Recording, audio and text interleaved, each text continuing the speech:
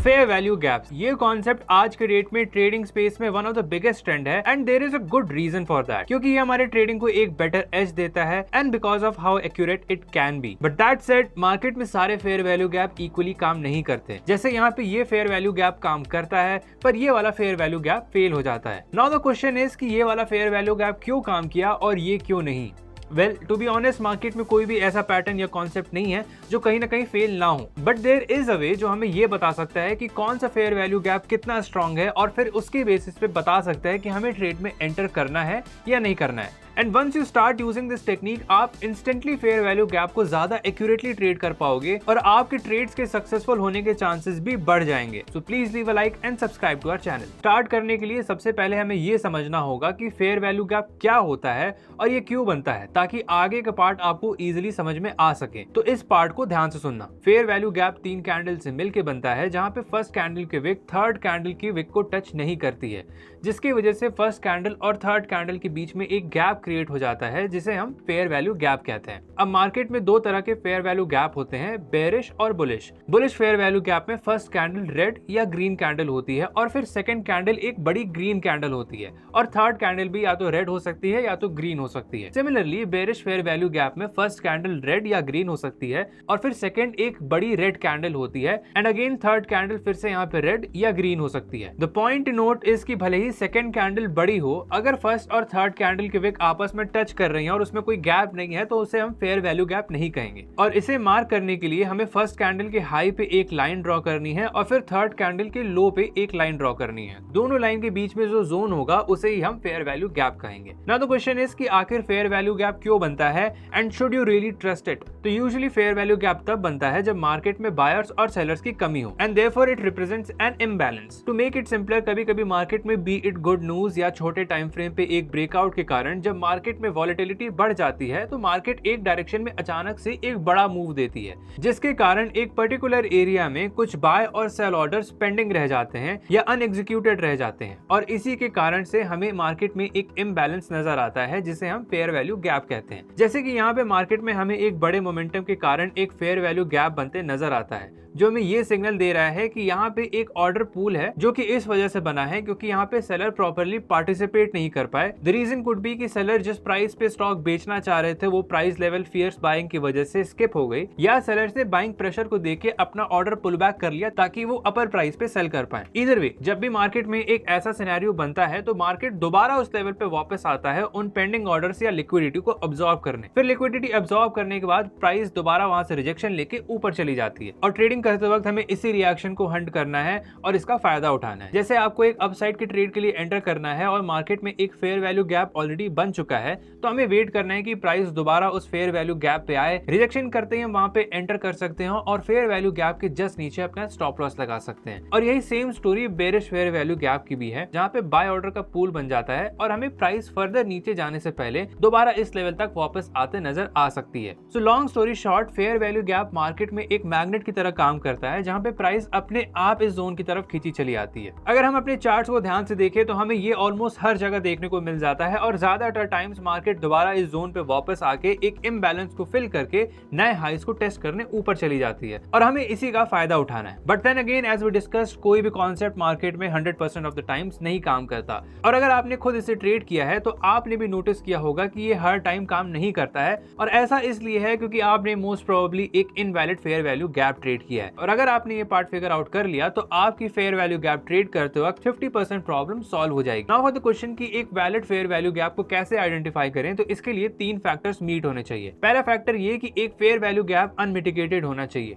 Meaning कि जब एक फेयर वैल्यू गैप फॉर्म हो तो उसके तुरंत बाद वो टेस्ट नहीं होना चाहिए, नहीं तो वो एक इनवैलिड फेयर वैल्यू गैप कहलाएगा। ऐसा इसलिए because the whole point of fair value gap इसकी प्राइस इतनी तेजी से मूव करती है कि ऑपोजिट साइड उस पर रिएक्ट ना कर पाए और उनके ऑर्डर्स वहां पे पेंडिंग रह जाए। जैसे यहाँ पे इस चार्ट पे एक फेयर वैल्यू गैप बनते ही फोर्थ कैंडल तुरंत फेयर वैल्यू गैप को टेस्ट कर लेती है। इस केस में इसे हम एक इनवैलिड फेयर वैल्यू गैप कहेंगे, जिसके बाद प्राइस दोबारा फेयर वैल्यू गैप पे आती है तो वहां पे प्राइस सपोर्ट ना लेके उल्टा नीचे चली जाती है। तो अगर आपको कोई ऐसा फेयर वैल्यू गैप मिले जो ऑलरेडी मिटिगेट हो चुका है तो वो अब एक इनवैलिड फेयर वैल्यू गैप बन चुका है और वहां पे प्राइस दोबारा फेयर वैल्यू गैप पे आती है तो हमें वहां पे एंटर नहीं करना है। और वहीं पे ये फेयर वैल्यू गैप अनमिटिगेटेड था, जिसके बाद प्राइस जब यहाँ पे आती है तो नए हाइस को टेस्ट टेस्ट करने दोबारा ऊपर चली जाती है। सेकंड फैक्टर है reaction. What we want is कि प्राइस जब फेयर वैल्यू गैप को दोबारा टेस्ट करने आ रही हो तो वो फेयर वैल्यू गैप के अंदर क्लोज हो जाए या तो फेयर वैल्यू गैप के डायरेक्शन में क्लोज हो जाए। जैसे कि यहाँ पे प्राइस फेयर वैल्यू गैप के अंदर जाके क्लोज हो जाता है, which makes it a valid fair value gap. And again इस चार्ट पे यहाँ पे प्राइस फेयर वैल्यू गैप के डायरेक्शन में क्लोज हो जाती है, which again makes it a valid fair value gap. और जब प्राइस कुछ इस तरह फेयर वैल्यू गैप के नीचे जाके क्लोज हो जाए तो हम उसे एक इनवैलिड फेयर वैल्यू गैप कहेंगे। And in case price fair value gap के नीचे चली जाती है पर सिर्फ एक विक बना के दोबारा आके फेयर वैल्यू गैप के ऊपर क्लोज हो जाती है तो उसे हम एक फेयर वैल्यू गैप ही कंसिडर करेंगे। Now the third factor is कि अप ट्रेंड में अगर एक बेरिश फेयर वैल्यू गैप बने तो वो एक इनवैलिड फेयर वैल्यू गैप है, और डाउन ट्रेंड में अगर एक बुलिश फेयर वैल्यू गैप बने तो वो भी एक इनवैलिड फेयर वैल्यू गैप है। जैसे यहाँ पे मार्केट में एक बेरिश फेयर वैल्यू गैप बनता है पर मार्केट इसे रिस्पेक्ट करने के बजाय उल्टा फेयर वैल्यू गैप के ऊपर जाके क्लोज हो जाती है, और ऐसा इसलिए है क्योंकि मार्केट प्रीडोमिनेंटली एक अप ट्रेंड में थी। सिमिलरली यहाँ पे एक बुलिश फेयर वैल्यू गैप बनता है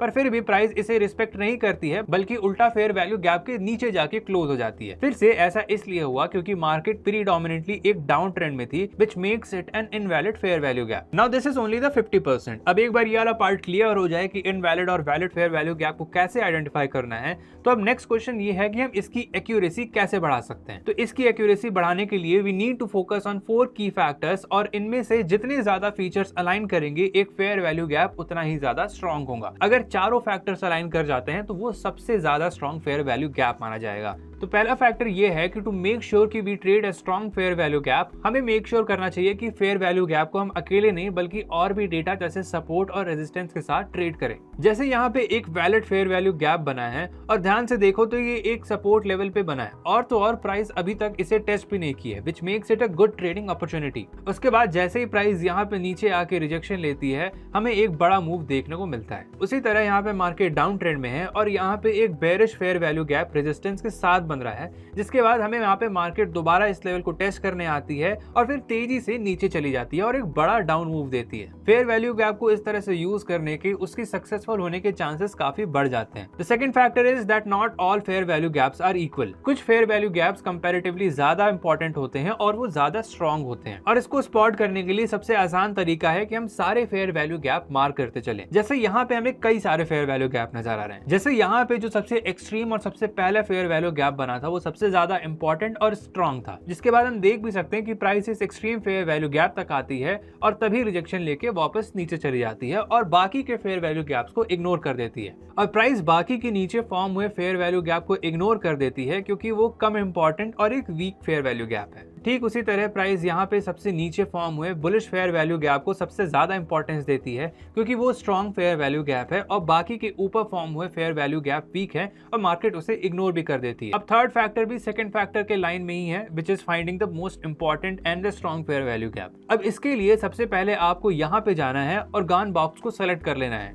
जिसके बाद 0, 1 और 0.5 की सेटिंग्स को छोड़ के सारे बॉक्सेस को आपको अनचेक कर लेना है। The same can be done with Fibonacci, बस अगर आप फिब यूज कर रहे हो तो आपको इसके सेटिंग्स में जाना है और फिर से 0, 1 और 0.5 की सेटिंग्स के अलावा सारे बॉक्सेस को अनचेक कर लेना है। उसके बाद अगर आपके स्क्रीन पे मल्टीपल फेयर वैल्यू गैप है तो आपको इसे मूव के लो से लेके मूव के हाई तक अप्लाई कर देना है, जिसके बाद आपकी स्क्रीन कुछ ऐसे दिखेगी। अब आपको जब भी कोई फेयर वैल्यू गैप ट्रेड करना है तो वो 0.5 लेवल्स के नीचे होने चाहिए, क्योंकि ये जोन डिमांड जोन रिप्रेजेंट करता है, मीनिंग इस जोन में बाइंग आने की चांसेस हाई है, और वही 0.5 के ऊपर वाला जोन सप्लाई जोन को रिप्रेजेंट करता है, मीनिंग वहां पे बाइंग आने के चांसेस कम है और वही फेयर वैल्यू गैप के फेल होने के चांसेस हाई हैं। जैसे यहाँ पे हम देख सकते हैं कि स्विंग लो से स्विंग हाई को गान बॉक्स से कनेक्ट करने के बाद जितने भी फेयर वैल्यू गैप 0.5 के ऊपर फॉर्म हुए थे सारे फेल हो जाते हैं। उसी तरह मार्केट जब डाउन ट्रेंड में हो तो हम bearish fair value gap trade कर सकते हैं, तो उस समय हमें ये टूल स्विंग हाई से लेके स्विंग लो तक अप्लाई कर लेना है, और फिर जितने भी फेयर वैल्यू गैप 0.5 के नीचे फॉर्म होंगे वो वीक फेयर वैल्यू गैप होंगे और हमें उन्हें इग्नोर कर देना है। The fourth and the final factor is कि एक फेयर वैल्यू गैप जो ब्रेक ऑफ स्ट्रक्चर के बाद फॉर्म होता है वो ज्यादा रेलेवेंट होता है। अब अगर आपके मन में क्वेश्चन है कि ब्रेक ऑफ स्ट्रक्चर क्या होता है,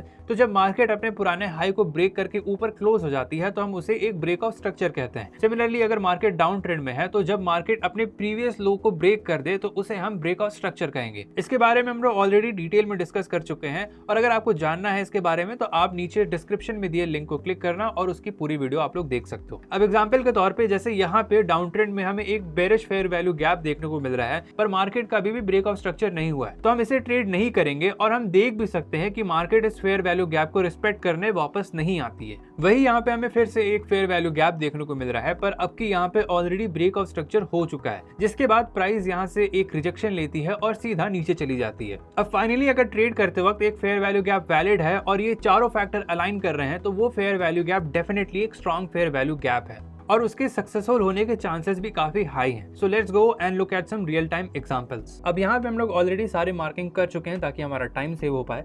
अब यहाँ पे हम देख सकते हैं कि यहाँ पे मार्केट अपने प्रीवियस लो को ब्रेक किया है, मीनिंग कि यहाँ पे एक ब्रेक ऑफ स्ट्रक्चर हुआ है। उसके बाद यहाँ पे हम लोग देख सकते हैं कि यहाँ पे एक हम लोग को फेयर वैल्यू गैप देखने के लिए मिल रहा है, लेकिन इसके साथ साथ नोटिस करो तो स्क्रीन पे आपको और भी फेयर वैल्यू गैप्स देखने के मिल जाएंगे।